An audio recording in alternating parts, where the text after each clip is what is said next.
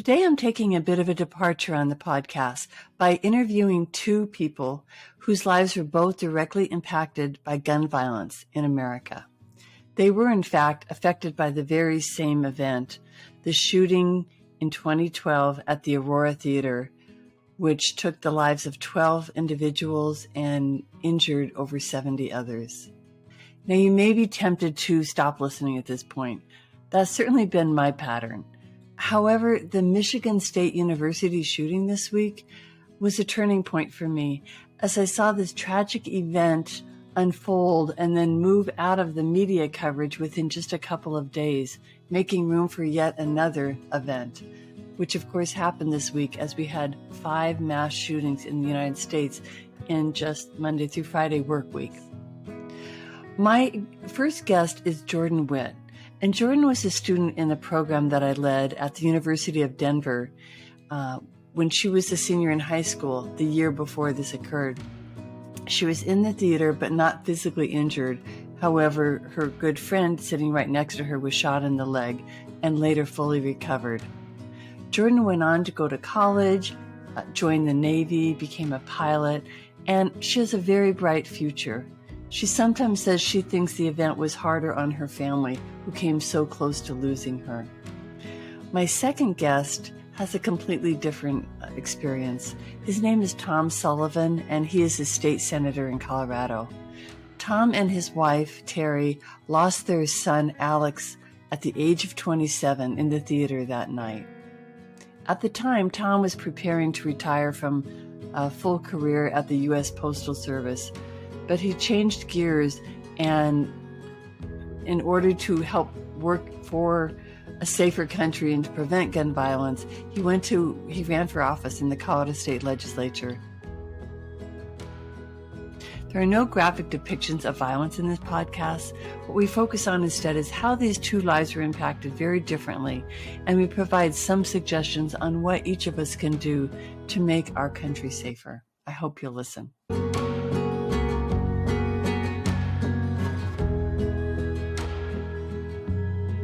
Hi, Jordan Witt. How are you? I'm good. How are you? I'm good. Welcome to How We Change the World podcast. It is so good to see you. I think it has maybe been 10, 12 years or something. Yeah, about a decade, I think. Yeah, just over. Yeah, I think it has been over.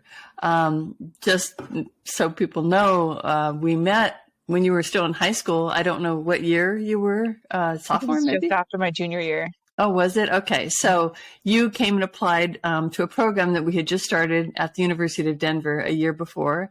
And it was called Student Interfaith Peace Project. And it was for students from all across, from everywhere we could find them, basically, that was within driving distance across the city. And it was for students who were from, that were very diverse in terms of religion, culture, color, ethnicity, country of origin, religion, if I didn't say that. And so it was just sort of a master class in inclusion, I guess, diversity, inclusion, and understanding other people's worldviews. And at the time, and then at the end, that was the year program. And at the end, of course, we go to the Middle East and do it all again with Israeli, Palestinian, and Bedouin students, kind of almost showing how we came together, maybe a little bit how they might come together.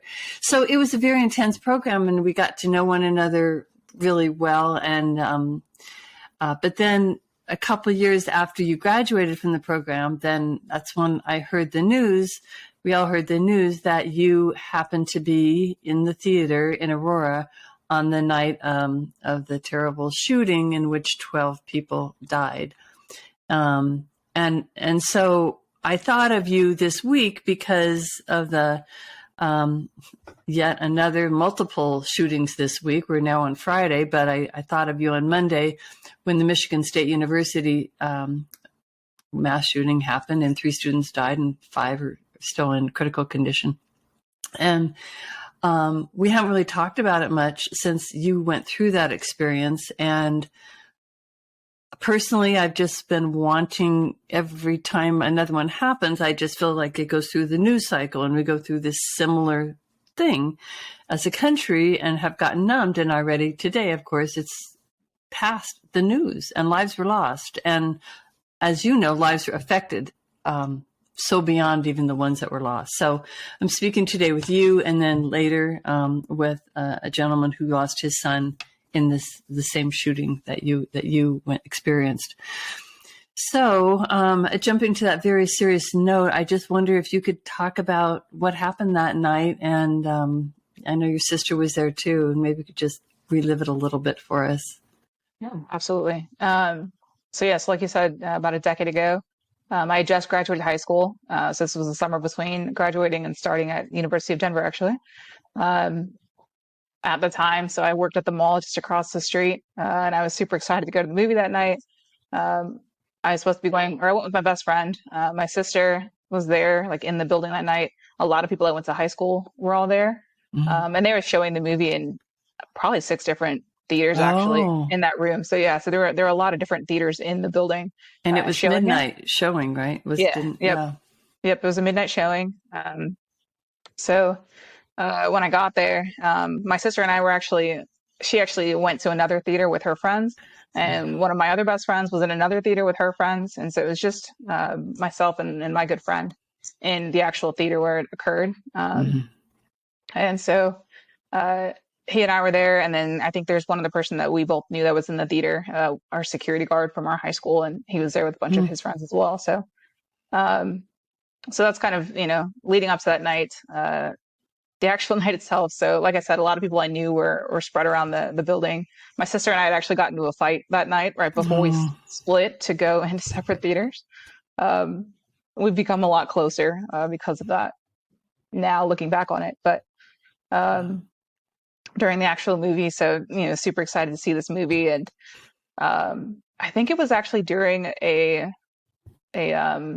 shooting scene that it actually started to kind of happen. So it was already kind of sounding chaotic.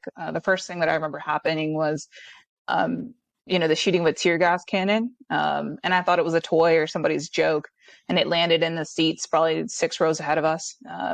And so, I thought it was a joke, and I was like, all right, well, this is ridiculous. Like, I just want to watch the movie. Yeah. And then the people around that, where it landed, started, jumping up and scattering away from it. And then that's when the shooting started. And so from there, my friend was sitting next to me. We both ended up on the floor, as did everybody else, and just kind of stayed there. And in that moment, time kind of stopped. I remember peering through the seats and kind of seeing the muzzle flash. The shooter was standing in the front of the theater on the right side. He'd come back through that exit door up by the screen. So I remember seeing that, and then I think it was the moment that his gun jammed that I finally started to hear again, and people were, shouting, to run, to get up and move. And so in this particular theater, there was an exit in the back of the theater. So that's where everyone started moving towards, was up and back and out of that door. My friend and I got separated in the chaos of just trying to escape. He ended up getting shot in the leg, and he recovered okay. And then getting out of the theater, the first thing I thought about was, where's my friend, and is he okay? And where's my sister? My phone was about to die, so that was unfortunate. I ended up finding her pretty quickly. And we hid behind the cars because we didn't really know what was happening next, or if he was coming out into the parking lot or anything like that. No. Luckily, I think there's a sheriff's station a couple blocks away from the movie theater, so they got there pretty quickly, and they were able to, to arrest him. But the chaos of getting out into the parking lot, I found my sister, and then I found another friend that I went to high school with that had found the friend that I was there with, and we basically just stayed with him until he was able to be taken to a hospital. He was relatively low priority just because he wasn't in critical condition, and it just hit muscle in his legs. So not just, but relatively, right. So that's kind of how the night went. I remember calling my mom immediately after it happened, before I found my sister, and because we had taken our car that night, so she had no way to get to us or anything like that. And at that point it's probably 12:30, or 1 a.m. And I called her and I said, Mom, there's been a shooting. Yeah, I'm trying to find Bree right now. I'll call you back. And that's all I said. So I can't imagine what that was like for her. But then she started hearing, because we only lived about 10 minutes away. So she started hearing all of the sirens and everything that was heading that way. And she started to realize that something crazy had happened. And I finally was able to contact her again and tell her we were okay. But were you witness to other people being shot that night? And was that part of your experience? So I don't remember seeing anyone that had been killed. There were a lot of people that were injured in the parking lot, basically being triaged, right? There were several ambulances and medical crews there. And there were quite a few people that I could tell had been injured, including the security guard from my high school. He had been shot, in multiple places. Oh, was he? He Just waiting. Mm-hmm. And did he survive? He survived. I believe one of his friends did not, because they were much closer. They were much further ahead, about probably 6 or 7 rows ahead of us. Was that the difference, that whoever was in the closest part? I think so. Yeah, I think the people that were closer, a lot of the damage was in those closer up rows. We were kind of farther back, more towards that door, so a little bit further out of the way. I remember a couple of years ago seeing an image of, I guess it was like a forensic file where they had mapped out where each of the bullets had hit, which was actually pretty startling, just because, I mean, you shift 1 foot left or right and it could have easily, it could have easily been me, or my friend could have been hit more critically. So that was really kind of crazy, but that's probably a little traumatic in itself, just looking a little at bit. that. Yeah. I was like, I don't really want to look at this anymore, but a lot of what ifs was something like this. So is Bree your twin sister? Yes, I thought so. Yeah. And I think at the time I remember hearing that she heard, like, she didn't know, no one could tell if it was part of the movie or part of the reality. And it happened in your theater. So she knew you were in there, but she just didn't know if you were okay till she saw you in the parking lot. Yeah. I don't think that a lot of people knew what was happening at all. They heard the fire alarms go off and they thought, okay, really? They didn't even realize. I don't think they even heard, the shots in some of the theaters. Wow. Yeah. So they heard the fire alarms and like, all right, this is, this sucks. And they got up and left, and then they saw the chaos. So then you went on to college, freshman, that was freshman year, just before, right? Yeah.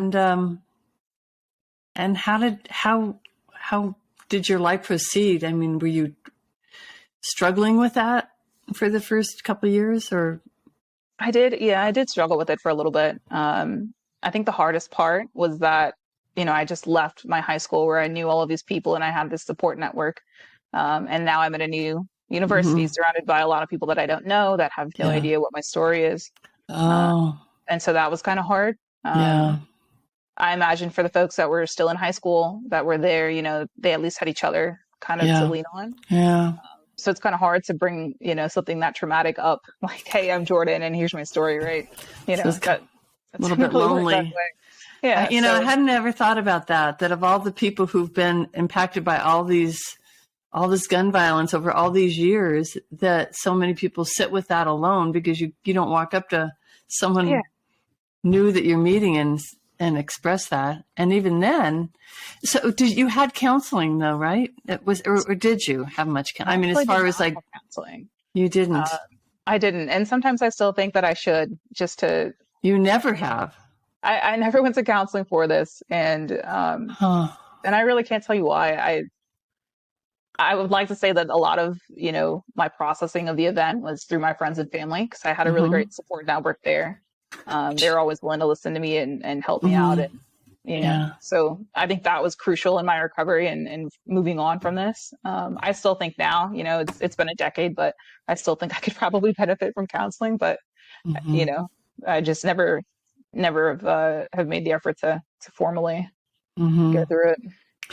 But then and also I know that, because Aurora is not terribly far from Columbine High School, maybe half an hour or so. So I do think, weren't there some group, I don't know, Yeah, they're called the meetings. Rebels Project. Yeah, Yeah. the How did Rebels that? Project is what formed in response to the Aurora shooting. Mm-hmm. It's a group of Columbine survivors that came together, and they're like, "Hey, we've been through, Yeah. a similar experience, and we can help these people work through it and process it." And so my family, we started going to some of those meetings in the beginning, which was honestly super helpful. I still keep in touch with some of those folks, and um, unfortunately, they've expanded quite a bit since Yeah. then, but they've been able to help a lot of different communities through their tragedies. And for us, it was super helpful to have a group of people who understood Mm-hmm. what was coming next for us and what we had been through. And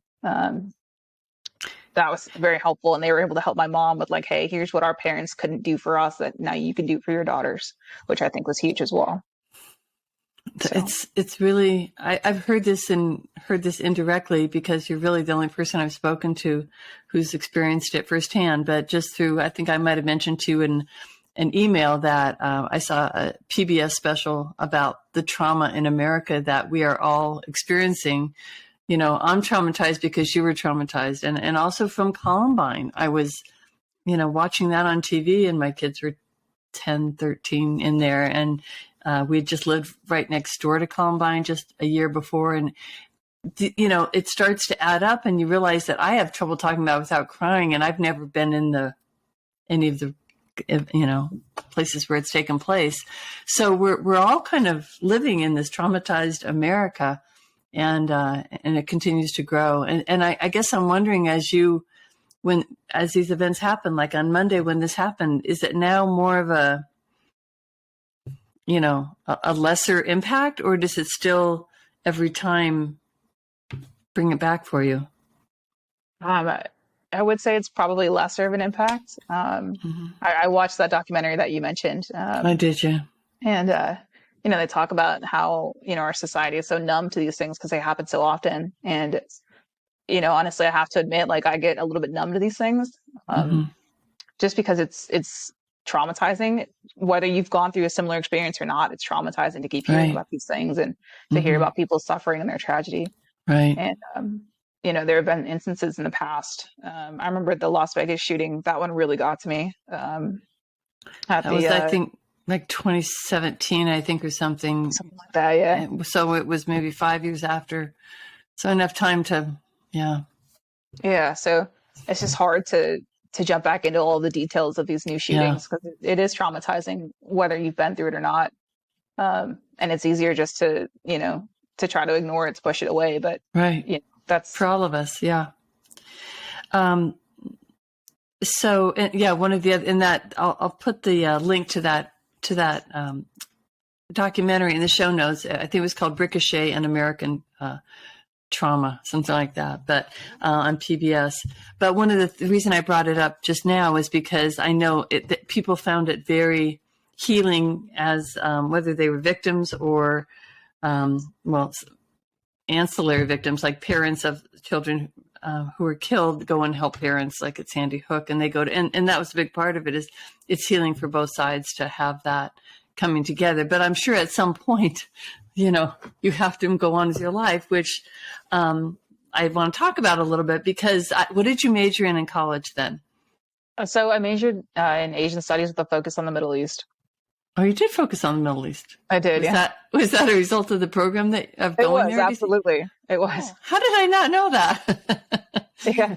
That's good to hear. So then, upon graduation, you joined the Air Force.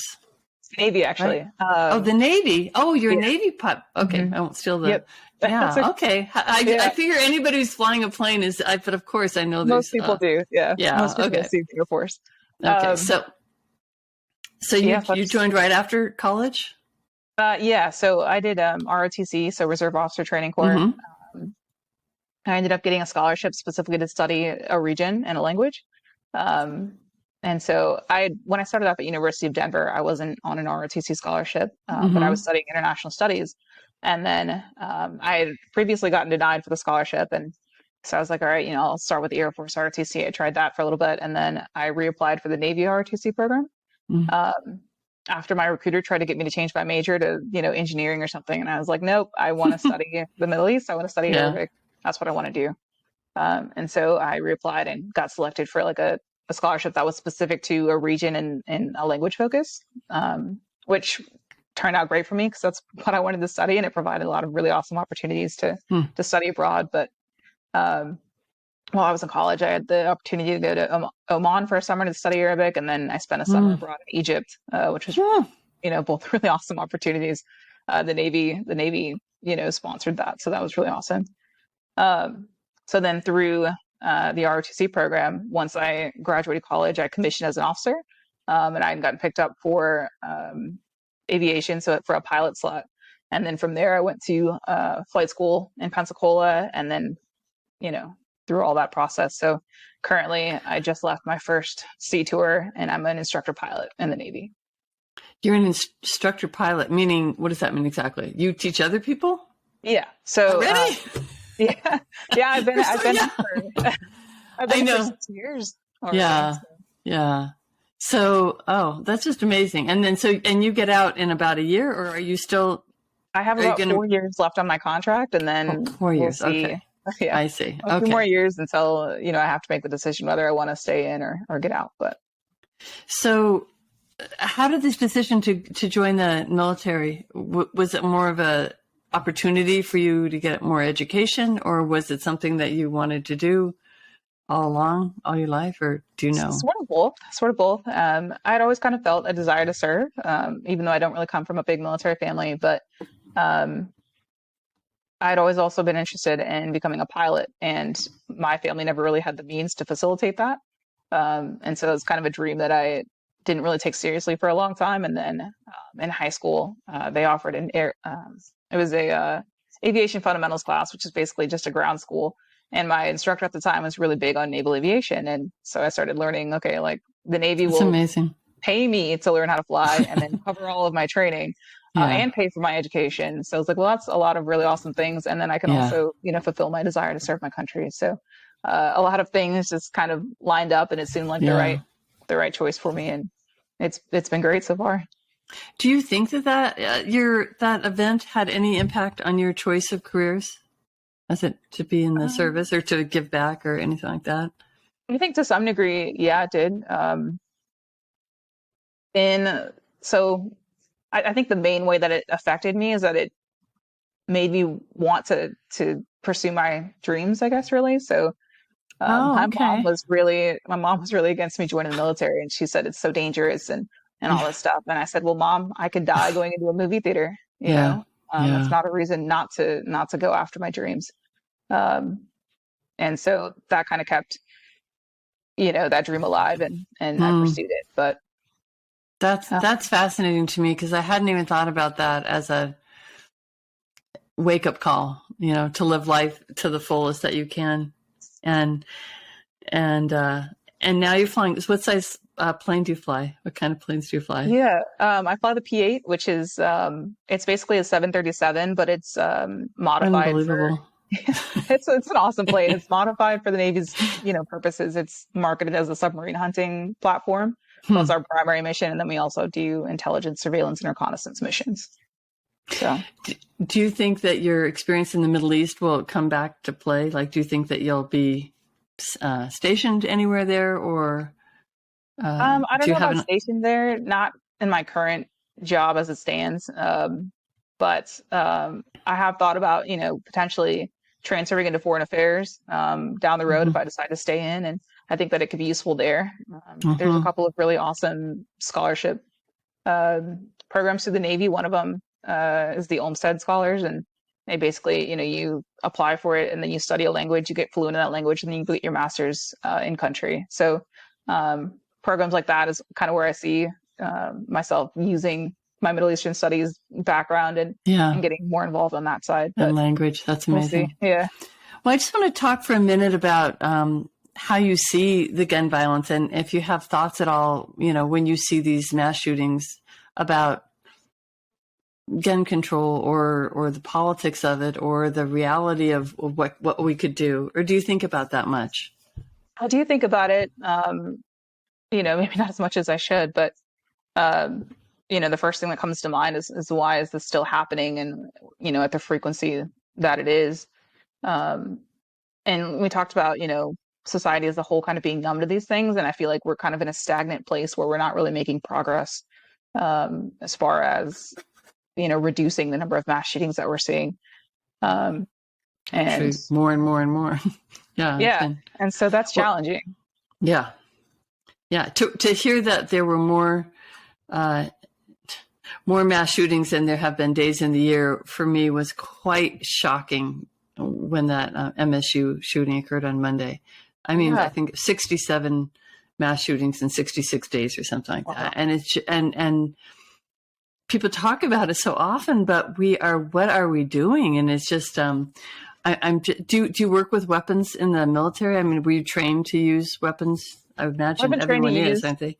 Yeah, I've been trained to use, basic weapons. I don't really use them in my day-to-day being a pilot, but, we get qualified using pistols and rifles in college, and then once we actually commissioned. So in college. So it wasn't hard for you, or was it empowering for you? Or did it have any impact? No, it was empowering, actually, to kind of take control over something that took control from me once, right? This piece of equipment that I used to be afraid of and never really wanted to be around. And then now to know how to use it was empowering. And I actually kind of find it enjoyable. I think the sound was probably the worst thing. First learning how to use it, but actually learning how to use a weapon was actually pretty empowering. Yeah. So would you encourage people to own firearms, or do you see a problem with having too many firearms in our country? I think we've got there's something like 120 firearms for every 100 people. Oh, wow. Yeah. I mean, we have so many more firearms than we do people in the country. Yeah. Yeah. No, I have no issues with responsible gun ownership. I have a lot of friends, obviously being in the military, a lot of friends and peers that own multiple weapons, including things like AR-15s. And, they keep them secured properly. And, there's no issue with that. But I don't know if I'll ever have a weapon in my own home. I don't know if any of my family will ever make that choice, but in general, as long as you're keeping them locked up and away from children and away from anyone to access, right? I don't really see an issue with it. I've had these conversations with my family as far as owning like the higher capacity weapons. And I don't know if I'm not really sure if there's a need for the average person to own a weapon like that. And maybe, you keep those things at gun ranges and you rent them out and they stay there and it's more secure. I don't know. I don't know what the right answer is, but. Well, I have yet to understand or have heard, and not that I have studied it, but I'm not sure what people use them for. And like just I don't know what the use is other than for war. Do you know what people, like you said, you have friends that have them. Do you know what they use them for? Is it? No, I'm not really sure. The one friend that I know that has them, he likes to build them. He likes to build weapons as a hobby. And then he'll take them to the range to shoot. Cause I know that they can be fun to shoot. But other than that, that's the extent of his use of the weapon is, to build it for the hobby's sake and then shoot it at the range for fun, which, Yeah. But, what, how about your sister and your mom and dad? How was have they had trouble with it? Do you think since that night, has that been an issue that they've had to deal with emotionally that you know of? I mean, obviously they have, but do you think it's impacted their lives? It's interesting because in some ways I almost feel like it's impacted their lives more than it has for me. And, with my mom, for example, we ended up going back to that theater to watch a movie, years later, because I grew up, going to that movie theater. And so she kind of wanted to go there and kind of make peace with the location, right? Not blame it. Yeah. So we went back and so we actually ended up in that theater. Wow. Nothing really changed about the building other than like they changed the colors and stuff and they changed it from numbers to letters. So I was like, okay, this is where it happened. And it looked basically the same, which was kind of, I had to let that sink in, but she was actually a little bit more like panicked than I was because she was, in her head imagining what I had gone through. And for her, that was really difficult. Whereas, I know what I saw and, I've been able to kind of move forward, but for her imagination was just going. And she's trying to imagine what it looked like, what it sounded like, what it smelled like, what I was feeling. And that was really overwhelming for her. And for you walking into the theater, you could sit there and watch the whole. I think we probably watched like a rom-com or something super benign. But you were able to stay there. Yeah. Yeah, I was able to stay there. The first movie that I went to afterwards, I think the next time I went to a movie after the event was probably 4 months later. And it was with my, new friends from DU, and they're still some of my best friends to this day. But they were like paramount in helping me recover and move through it. But we went to a movie, and they were like, okay, like we're going to, wherever you want to sit, you tell us, if you want to leave, you let us know. Like if anything is too much, like we'll do whatever you need to. And, I was a little bit on edge and kind of looking at the exits all the time, but they were very understanding. And the only issue I've ever had going back to a movie theater really since then was I saw like an action movie, and there was a lot of shooting and, a little bit on edge. And then this couple decided to get up and leave the theater, and they ended up exiting through the front right door. And I was like, oh, I don't like that. Yeah. I was like, I don't like that. And I kind of got freaked out, and I was like, all right, I don't really want to stay here. But this really speaks to your strength of character, because I'm amazed at what you've been through and how you've been able to. I mean, maybe this is why you're a Navy pilot, and you have very strong sense of who you are, and a strong sense of maybe your own power.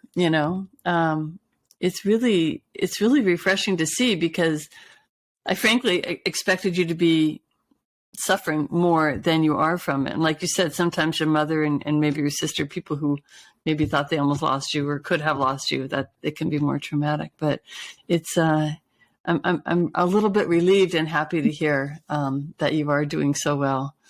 I don't think therapy is a terrible idea, but I don't know much about it. I'm sure I could benefit from it. Yeah, well, it would have to be the right person, Yeah. You don't want to do damage. Yeah. Which could probably be something that could happen. Wow. Well, I thank you so much, Jordan, for sharing your story with us. I mean, for me, I have avoided this topic with most people. I should have talked to you about it before, it's just one of those things that is so emotional and so trying, I think, and so traumatizing that we tend to avoid it. You tend to avoid it, and so I tend to avoid it, and America tends to avoid it. And I think now we can't, because we can't. Today there was another one. There were several this week, and they were mass. They were in, and it's okay. There's a lot of things that we can ignore, but this just does not seem like one of them that we can continue to ignore it, because it's getting so bad. But I think that what you're doing is beautiful, and I think training people to be pilots is beautiful. Mm-hmm. And you're this strong. When you first came in, you were so shy. I don't know if you remember. You were very, very shy, and absolutely. Yeah, and you've just evolved so beautifully, and I'm really proud to know you, and to know that you're working for our country and serving our country, and being strong, being a good example, and just send you all the love and all the best wishes for what's next. And when you run for office, I'll vote for you, or whatever you do. Yeah, I'll be in your corner.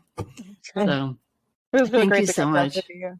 Yeah, it's been great to catch up with you too. And, maybe we can do it in a more informal way when you're back in Denver next time. We can have we can have a sip reunion. That would be fun. We should.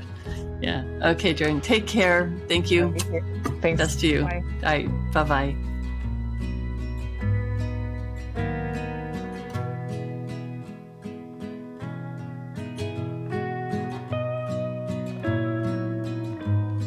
Welcome, Senator Sullivan, to How We Change the World podcast. It's an honor to have you here. Thank you so much. Thank you for having me.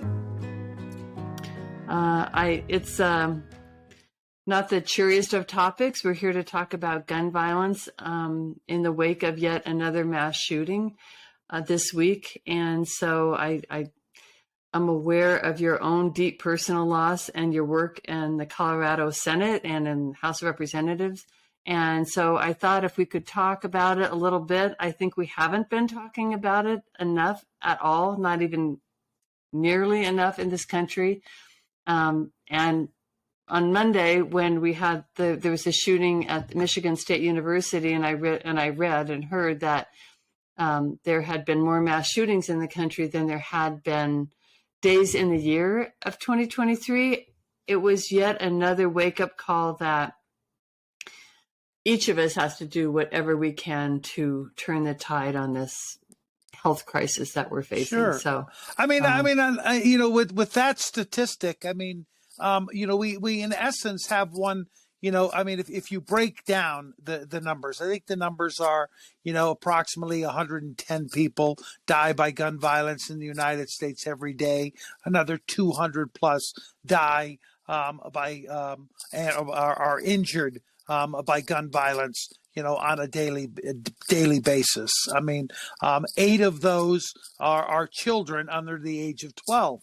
So, if we break it down in those kinds, we're actually, those are happening every single day.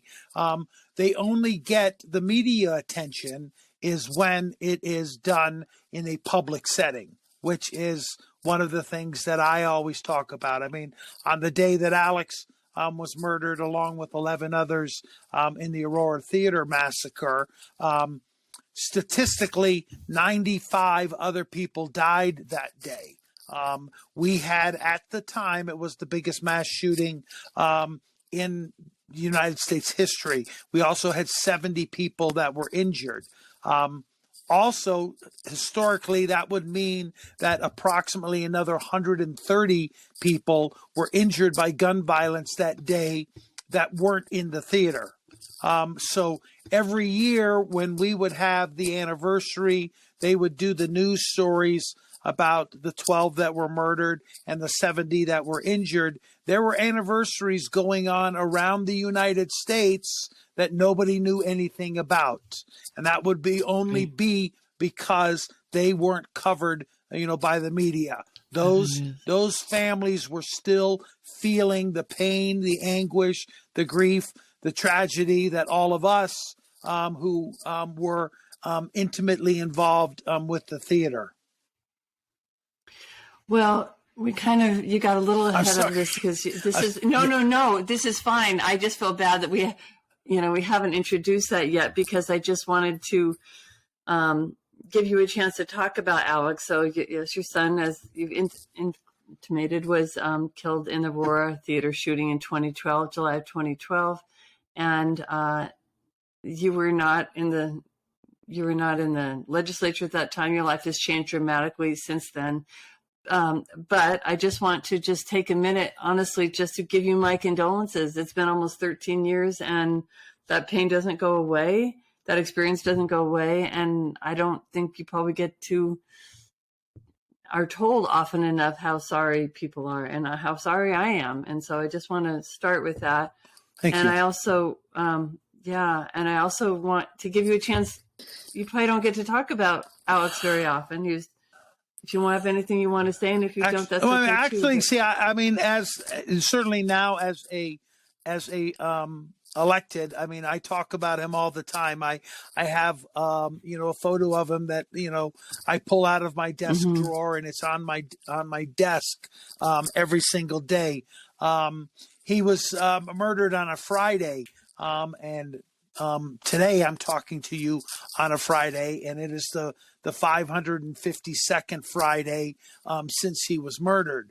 What I do down at the Capitol is generally every other week. They have points where we can make announcements or ask for moments of personal privilege, and that is the time when I go down and let them all know how many Fridays it's been, and I tell them what happened and remind them, and then I will generally work in another factoid. And this today, when I went and told them, I reminded them about the Michigan State shooting, and that there were 2 students who were there who were survivors of other school shootings, one from the Oxford High School in Michigan, which I understand is I think less than 100 miles from Michigan State, and there was somebody there who was a student at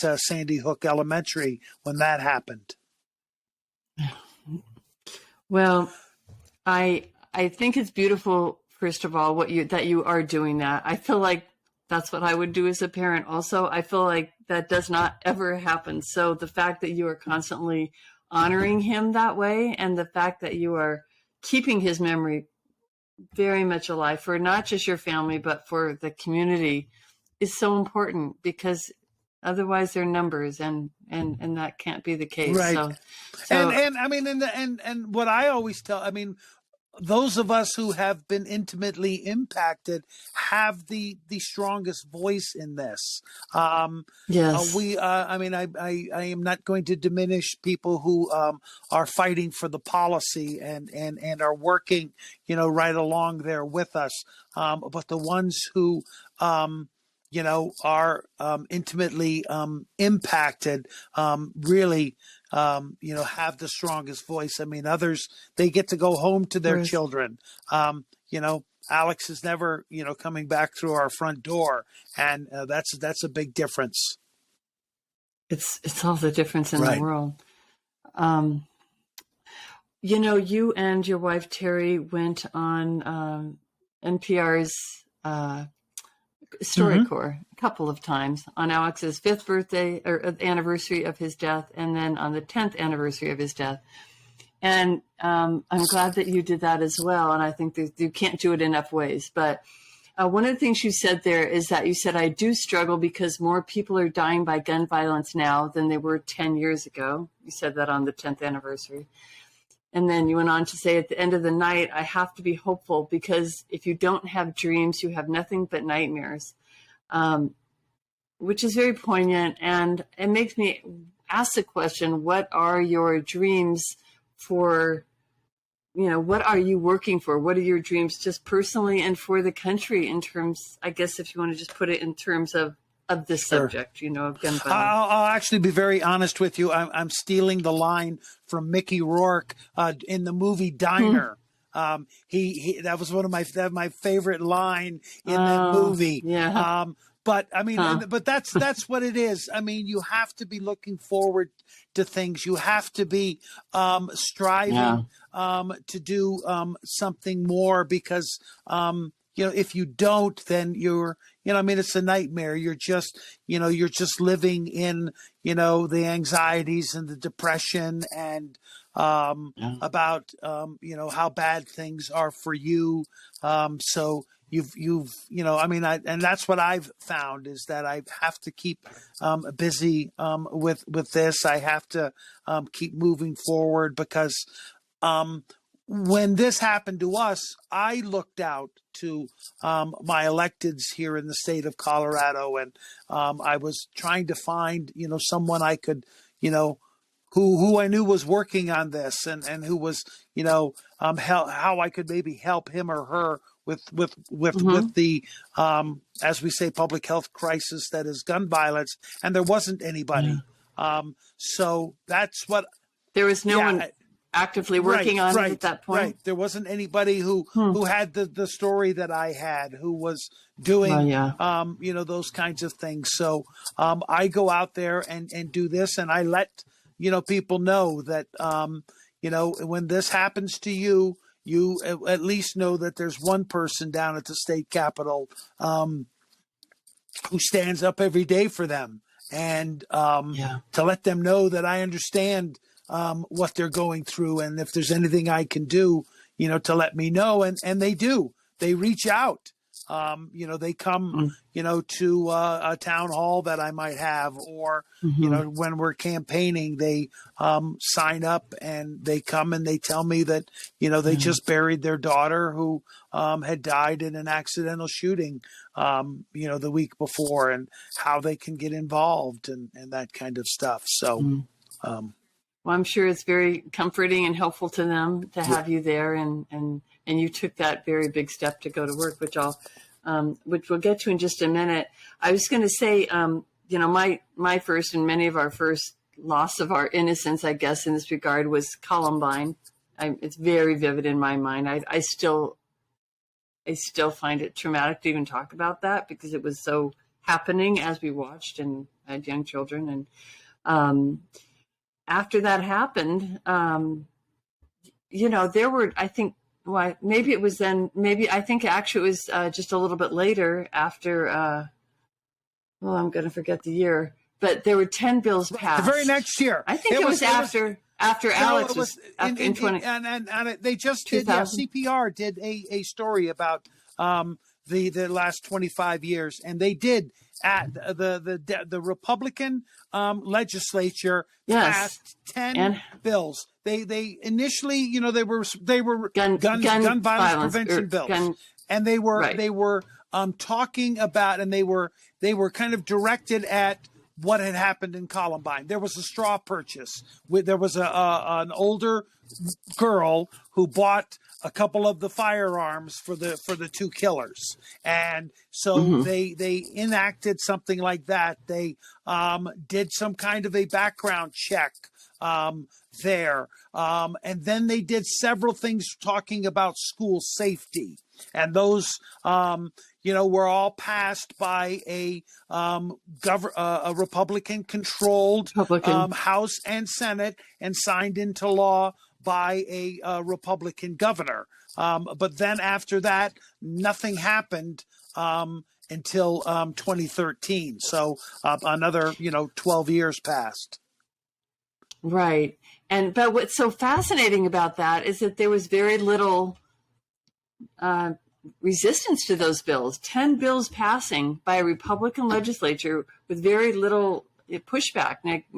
So what happened in that next decade, and what's happened between then and now, that we can't do that type of Well, I think what happened after that, and you also remember after Columbine, within a week, the NRA had their convention here in Denver. Yes. And so the NRA came to Denver, and at that time, and I've heard there was secret tapes. They were very concerned about what it was going to look like for them to have a convention while kids are being buried, within miles of the convention. And that was the time then when the NRA then doubled down on how they were going to, talk about the subject. And that's what really. So that's right. What's changed. That's what, and then they got in, and you need to hold on to everything, that there's only, a good guy with a gun. It was, from my cold dead hands. That's where that speech was from, that Charlton Heston made. And then it was everything you try to do is coming after confiscation of guns, registering of guns, coming after them.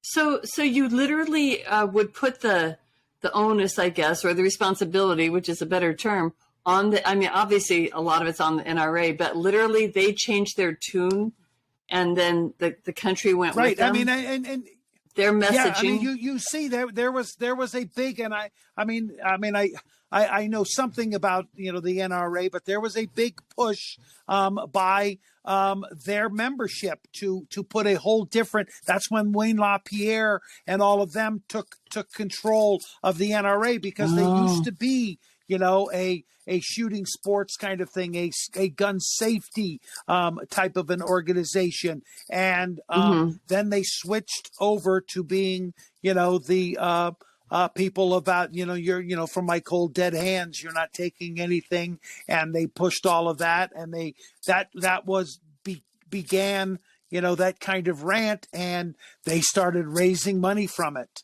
and everybody and those who were out there were impressionable by it and believed it. So what was the impetus for them to change their tune? Financial only, probably. Yeah. Sometimes there's easier ways to make money. Okay. Than pushing an agenda of fear in everybody and getting more guns to be sold. But it was very easy for them to do, and so that's that was the approach that they went. It was financially driven, and the gun industry got on board with them, because then the sales started going up. And yes, so they the did. sales started going up, and they kept pushing that of, they're coming to get them. You better buy them now, and all of that that type of stuff. Yeah, I mean, it's financially driven. I mean, they don't care about your safety. I mean, they don't even care about you buying one and taking it out to the parking lot and killing yourself, which is absurd to me because that's one of your customers. You would think you'd want to keep your customers alive as long as you could. But yeah, I mean, that's what we did with the automobile industry.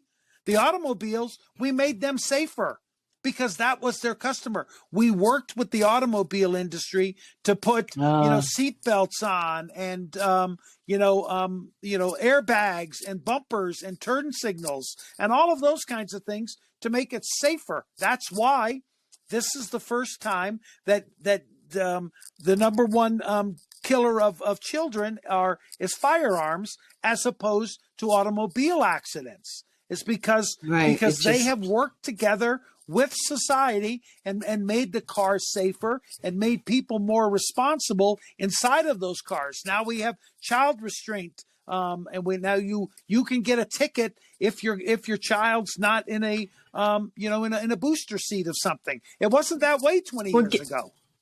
For sure. But given that line of thinking, wouldn't it be wise for the NRA to make more safety precautions for the guns? Well, I mean, they're making, I mean, just for sales, just for politics, for many reasons. There's a lot of reasons why it seems like it would behoove the gun industry to make. Well, yeah, but we haven't. That's because they have the immunity. They're not liable for unsafe firearms. They're able to. I mean, their toy guns actually have to go through and are getting regulated to make sure that they are safe. But the real guns, I mean, those go. I mean, and again, that's a part of the figure that we have every day. There are, literally dozens of people every day in the United States that have an accidental shooting because it's accidentally gone off because they're not regulated. And until we get the ability for those people to sue the companies, that's the only way they're going to come to the table. That's what we did with automobiles. When you had an automobile that was unsafe, the people had the ability to sue the automobile manufacturer and the dealer. And as soon as it cost them money, affected their bottom line, then they came to the table, said, how can we make this safer? That's the same thing we have to do with the firearm industry. Well, okay, so if you look at the number of people now that are literally traumatized, not the kind of trauma that you've experienced, but just ancillary, we hear it, we never hear the end of it.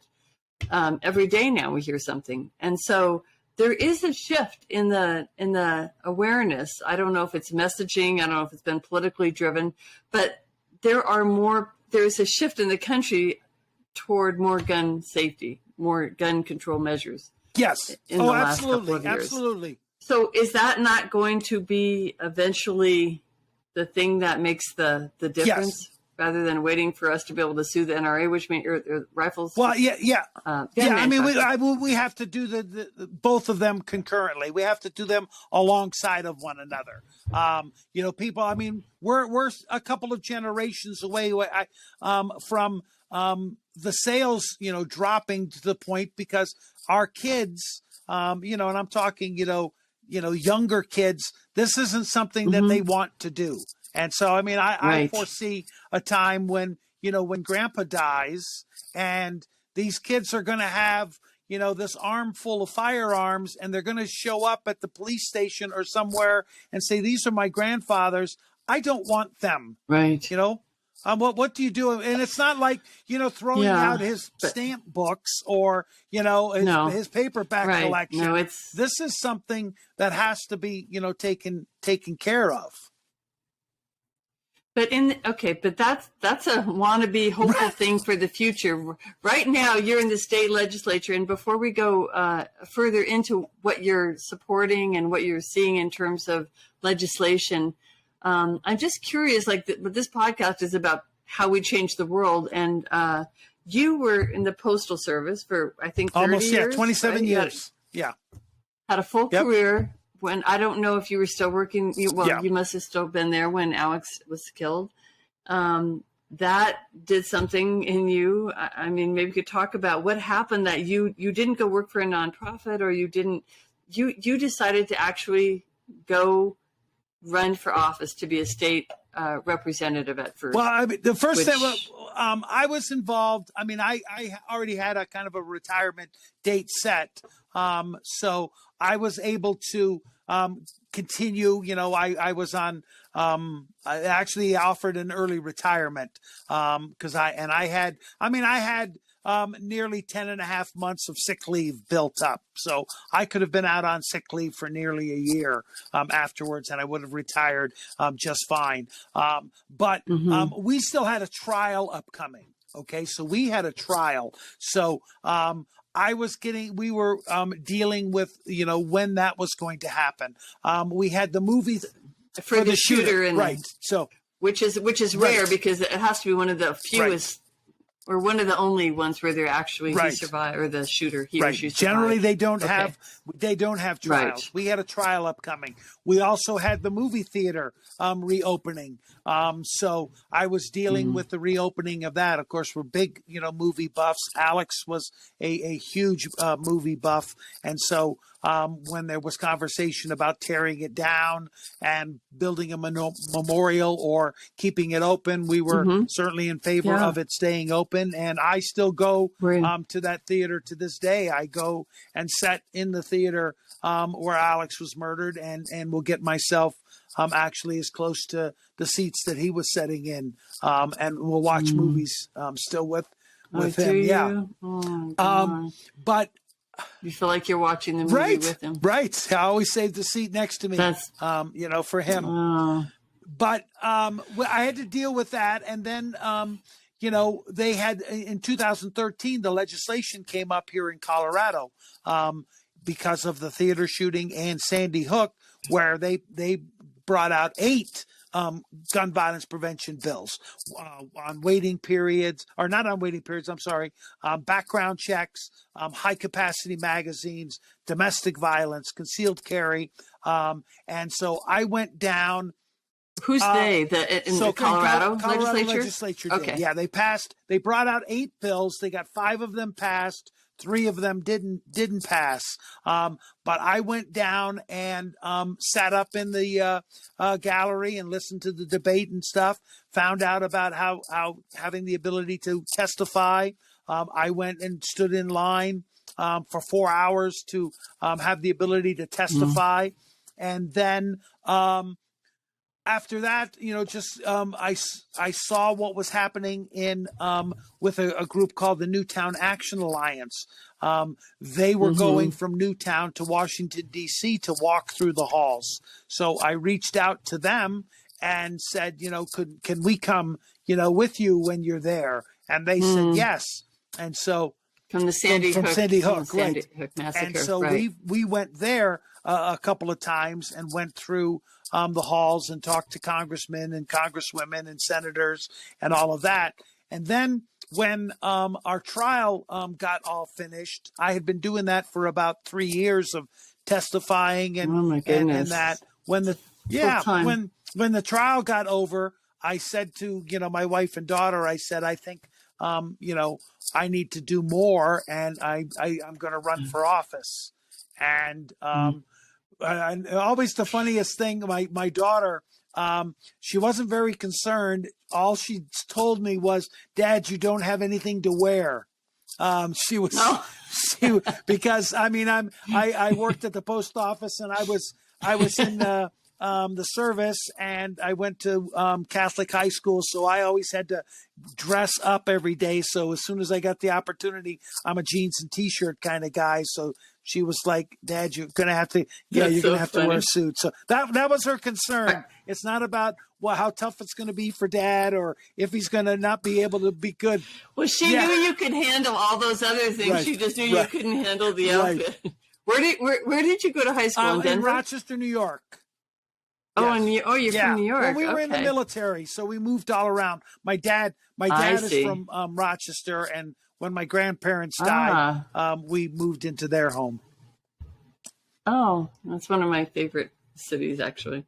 Okay, so then you went and you ran, and was your intention though so you felt qualified, you felt like you had been engaged enough in this work that not only did you probably have some experience in the postal service that you could parlay into your work there, but then also all the work you've been doing around the theater and the trial. I mean, were you feeling, and you've been going down to the legislature, so then you finally just said, I've got the reason I'm kind of belaboring this point is to think that other people who care about it, that say, well, I'm not qualified to go run for legislature to work on gun safety or anything else. And yet Yeah, you well, are. you are. I mean, you have a conviction, you have, and you just do it. I mean, it's just as kind of as simple as, I mean, I literally walked in to the Colorado State Democratic Party's office and said, hi, I'm Tom Sullivan, and is there some paperwork I need to sign because I'm going to run? And they were like, oh my God, this is that Tom Sullivan, and they had to call some senators, and they came down, and we had the big conversation, and they asked me to run for the Senate seat in 2016. And I said, I thought you had to start in the House first. And they said, oh, no, we want you to run in the Senate because we've got an open seat there. And we ended up losing our first race. Okay. And so then I had to kind of deal with that. And then it was kind of recharge yourself and kind of figure out, what you did wrong. Was really hoping more people, and I did reach out to people, and they gave me lots of pointers and stuff, but then it became, I'm just going to kind of expand my universe, the people, that I can count on. And a year later, they came back and said, we want you to run for the House seat. So we ran for that and we won. And actually then, and the whole time when we ran on, gun violence prevention. I told people, should I get elected? There was an extreme risk protection order that they had tried and it had failed the year before. I said, I will run it and we will get it passed. And we did, and it did pass. And they then, the Republicans were so outraged by that, they tried to recall me. So they filed a recall petition. Based on what? Based on me being dishonest with my voters. That they didn't know what I was running on, and what kind of legislation I would pass. And so that failed, obviously. So I became the first state legislator here in Colorado to defeat a recall. And really? They have 60 days in which to gain the signatures that they need to have it go to a vote. See, they did that in 2013. They recalled 2 of the Colorado state senators after they passed those 5 gun violence prevention bills, and they beat both of them. So they got rid of them. So that's what they thought their move was. We're going to recall these people if they run gun bills. And in our case, in 29 days, they just gave up and said, okay, we're not getting the signatures. He's got too much support behind him. Big groups, every town, Michael Bloomberg, Giffords, everybody showed up with their checkbooks and with their people, and we beat it. Well, isn't that saying something about what the American people want? Absolutely, and that's what became so clear this past election. In 2022, after the Supreme Court decisions and after the Byrne decision and all of that everything was going to come back to the states, that they were saying the states should be deciding this. And so I believe here in Colorado that the voters said, okay, if we're going to talk about guns in Colorado, we want the Democrats to do it. And we won bigger majorities than we had ever had before. We have 46 people in our state house. We have 23 people in our Senate. In the Senate. Biggest majorities we've ever had. So with this majority, what do you think will happen? I know that there's a few different bills that are being put together. I don't know if you're sponsoring any of them. Yeah, I am sponsoring. Well, so we had because I was in a part of the extreme risk protection order that passed in 2019, and when we had the shooting at the Club Q in Colorado Springs, there were some problems with them not utilizing the extreme risk protection order. So we are coming out with a piece of legislation to allow district attorneys to also file the petitions, and we're looking to try to get community members like teachers, public health, and mental health people to be able to file a petition. We're also working on waiting periods to give an additional 3 days before you can pick up your firearm. And we're raising the minimum age of all firearm purchases to 21. So those are bills that will be in the legislature that you'll vote on this session. They should be, yeah. We haven't introduced them yet. Yeah, it's still new a little bit. We're 40. Today was our 40th day. We've still got another 80 days. Okay.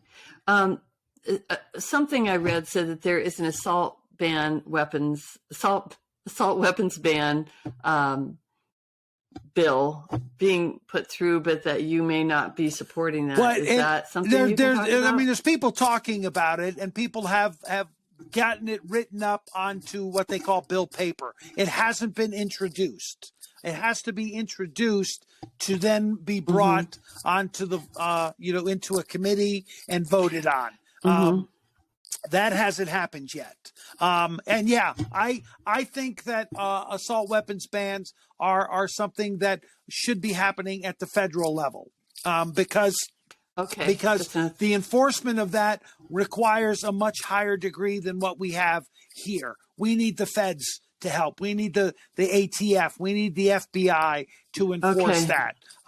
We've got a lot of other work to do, and I know that 9 states have passed an assault weapons ban, and they've done a lot more work on gun violence prevention measures than we have in Colorado. So I'm hoping building up to that. I think once we build ourselves up, so I mean they've got like permit to purchase, they've got licensing bills. Illinois has a firearm ownership ID card that you have to get. So there's lots of other things that they've done that we still need to kind of do. But I think the 3 that, I already mentioned to you, and there's other things that we can continue to work at. We're having problems with the enforcement. And again, I'm hoping that we're able to do something about the liability to allow, people who have been impacted to go after the gun stores and the manufacturers who sell these products. Well, that seems like the nut of the whole thing.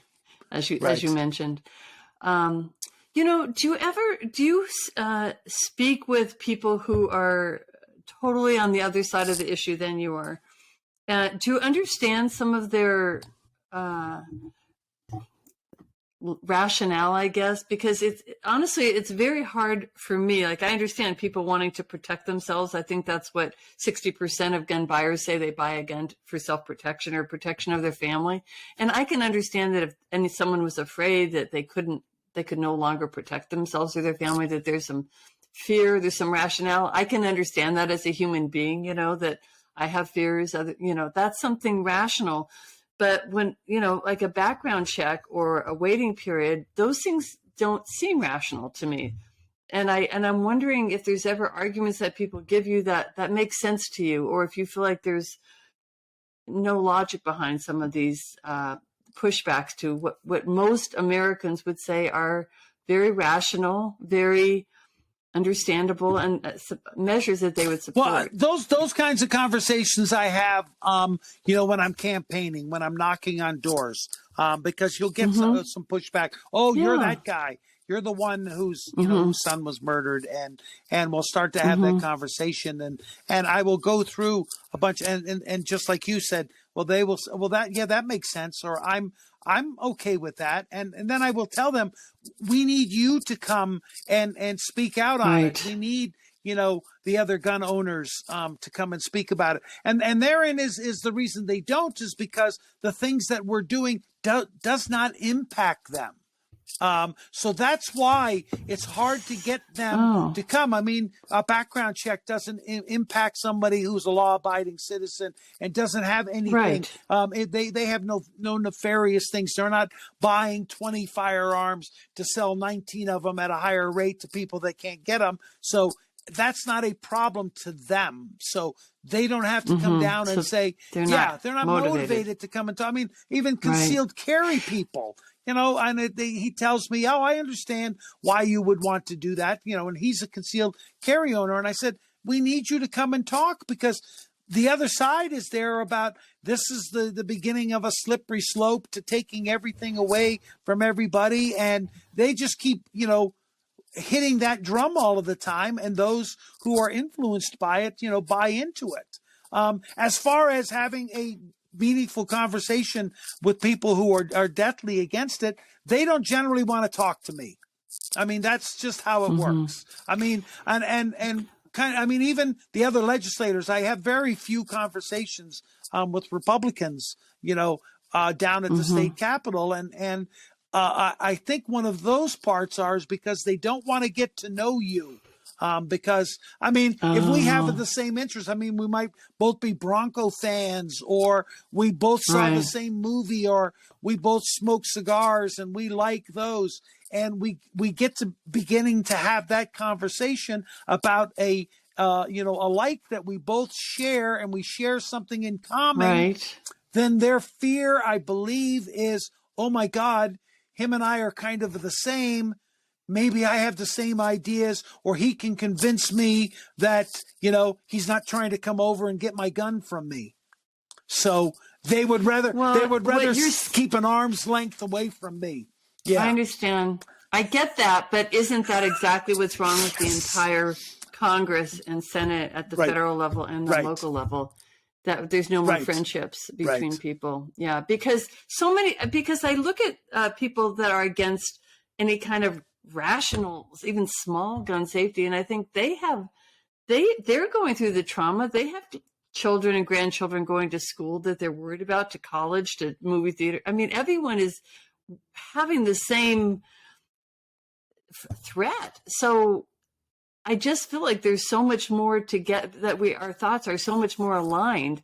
And, it's always the extremists that are throwing these things out of the that's place of conversation where we could just make a regular decision that would benefit everybody. You have to. I'm struggling trying to get them to acknowledge it, because especially here in Colorado, a lot of the Republicans, represent the rural areas, and so they're guys just like me. They are older white men. The older white men in these rural districts have a 3 to 5 times higher rate of suicide than us white guys who live in urban areas. But you can't even get them to acknowledge that that's happening. They have to know friends or friends of friends, other farmers, other ranchers who have taken their own lives because of something happening. And they just refuse to acknowledge that, and holding on to, the gun culture that, is being preached to them. And again, you hear it's because they are fearful that the gun industry will come after them in a primary and put somebody who's, further right than them. And all they've done is acknowledged that the farmer who was next door to them killed himself, with a firearm. I mean, they should be able to do that, but they should be able to do that. And when I think 54% of deaths by gun are suicide. Absolutely. Death, which is literally never in the news. It's not all mass shootings. Suicide is a huge number that could be. I know people say, well, they'll find another way to shoot. But no, oftentimes. Firearms are used in 10% of all suicide attempts, but they have a success rate of over 90%. So all we're trying to do is take the most lethal means of you having to kill yourself and getting it out of your hands. That's why that at least for a right. day or two, at least while the moment right. is there. That's why you right. you know, when they say, oh well, then why don't you ban guns, or why don't you ban exhaust pipes or everything? Well, it's because when they do that, it doesn't kill them, but you put a firearm underneath of your chin, you bingo, you're going to kill yourself. Yeah. And I think it's something like 80% of murders are Right. by a gun, are done by a gun. So that's sort of indisputable. Right. I mean, suicide is a little bit more arguable, I guess, but with murders, 80% is a very high number that there's been a firearm used. What would you, I know your methodology or your way that you're going about this is to move laws, to write laws, enforce laws. What would you tell most people? What would you say to most Americans who want to make a difference, who don't know where to begin with gun safety? Do you have a thought on that? I mean, just, be aware of the subject. Pick one of the organizations, Everytown, Moms Demand Action, Giffords, Brady, check, any of the local, and there's all local branches, so you don't have to go very far to attend a meeting. All of them have great websites with a lot of great information out there for you to get started. Write